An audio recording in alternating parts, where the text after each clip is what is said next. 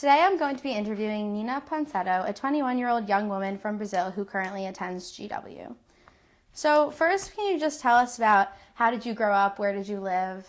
I lived in an apartment in a really nice, safe neighborhood in the middle of downtown São Paulo. Can you describe your family and your parents' relationship? Sure. My mom, she's 50 now. She's the CEO of a company, and she comes from a European family. My grandpa worked in the Bank of Brazil, so my mom spent her childhood just traveling around Europe. She mostly spent her childhood in London and Germany. And my dad comes from a really poor family from São Paulo, Brazil. So my dad spent his childhood living in favelas, which are like our slums in Brazil.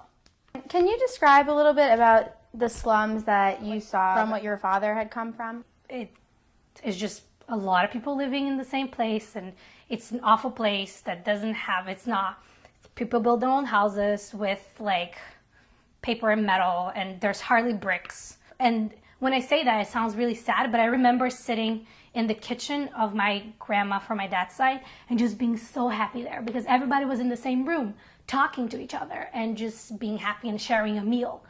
Meanwhile, in my mom's side of the family, when we went to London, it was all about what we were doing. How cool it is that we're all going to this museum and we all get to the VIP seats for everything. And in the end, I would much rather be in a small room with a bunch of people sharing a meal that they didn't even know if they would get it again than being in a big fancy restaurant and nobody has anything in common and you're just sitting there and eating the meal. Can you describe your most scary or crazy childhood experience? I think that my most crazy experience was when I was about 10 years old. I went to a friend's birthday party and my mom was picking me up and we actually got kidnapped. 3 guys knocked in my mom's car window with guns. My mom just took her seatbelt off, went to the passenger seat, and then the guys came in. So 1 came in to drive the car and 2 came in right next to me. And they said, just drive us to the nearest bank. We finally went to the bank, but my mom was clearly really stressed out internally because we went to the bank and she was supposed to put her credit card, but she gave the wrong credit card. So the machine, of course, wouldn't take money. So they're driving us around. And meanwhile, my mom starts making conversation with them. And one of the guys wanted to steal our radio system. And then my mom was like, and you can't use it in their car. It doesn't make any sense. Why would you steal it? And then the guy said, no, I was a mechanic. I know how to do this. I can steal this. My mom was like, if you were a mechanic, why are you stealing now? I don't understand. And the guy said, well, I lost my job and I have a 3-month-old daughter who needs diapers and who needs milk. That's when I got scared. And I wasn't scared because I was scared of what he was going to do to me. I was scared because it was the first time that I really understood that people can do anything. And it's not because they're mean. It's because they need it. And out of the sudden, they weren't robbing me. There were people that needed help. And the whole thing kind of shifted for me and for my mom. Out of the sudden, I saw my mom literally looking through her purse to see if she had more money. And he's just like, you know something, I don't want to do this. And then he stopped the car. All the guys left our car. And then they left to another woman's car. Do you feel that your mother's ability to relate to these people and to talk to them got you out of that situation safely? I think so, definitely. I think that made them understand that we were humans and us understand that they were humans. We were just a bunch of people in a car with different lives. And we just happened to run into each other, I guess. That's the best way of putting it. But once that became relatable, we started relating to each other. For them, it became really hard to steal from us. And for us, it became really hard to be scared of them. And I think it was a really silly situation, I guess that's the best way to put it, where it didn't make sense to be there anymore. Do you think that the reason that you feel this way towards the situation could have to do with your family in the slums? I think so. I think it's relatable. It's the idea that poverty for me has a face. Poverty for me, I see my dad telling me how he grew up. I see my grandma, I see my cousins. So I don't see them as this scary aliens that, oh my God, how can they live like this? I spend my Sundays with them. Do you think about these experiences often? Especially since I came to America and GW. I remember I transferred to GW when I was a sophomore, and I saw all these girls with these designer bags, and like, oh my God, like I feel like I need this, otherwise I just don't belong here. And I called my mom, and I said, Mom, like there's this designer, and I really need their purse. My mom was like, just come home and we'll talk about it.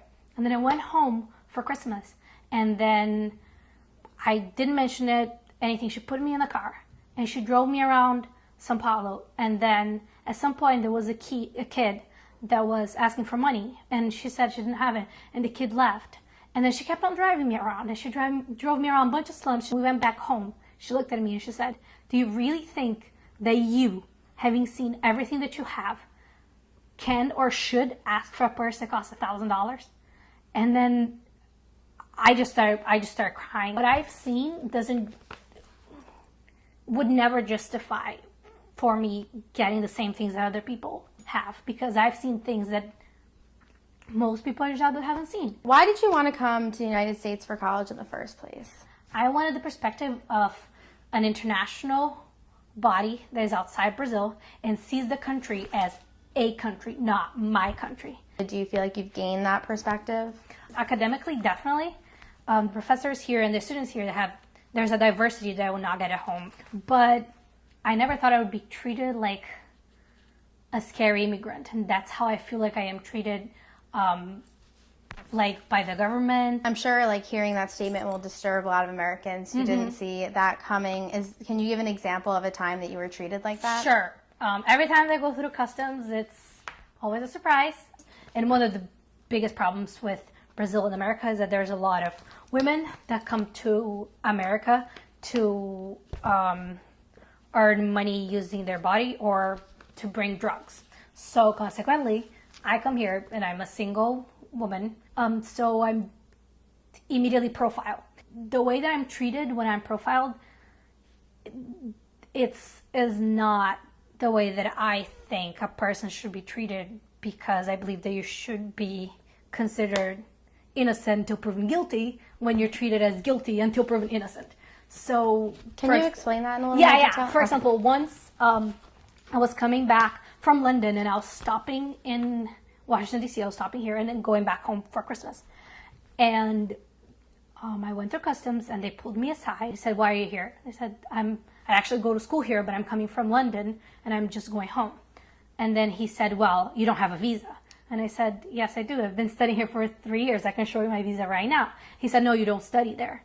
And I said, well, if I don't study there, my mom's going to be really mad because we have been paying $50,000 a year. So you can call GW. I have no problem. And I'm being really calm. He says, well, you didn't tell me that today at 7 a.m. you told someone that you don't go to school.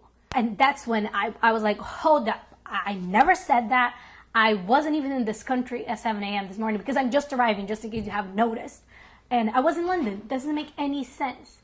And then he's looking at me, literally, he's looking at me for like 5 seconds to decide whether I'm telling the truth or not. And then he tosses my passport at me. He's like, goodbye.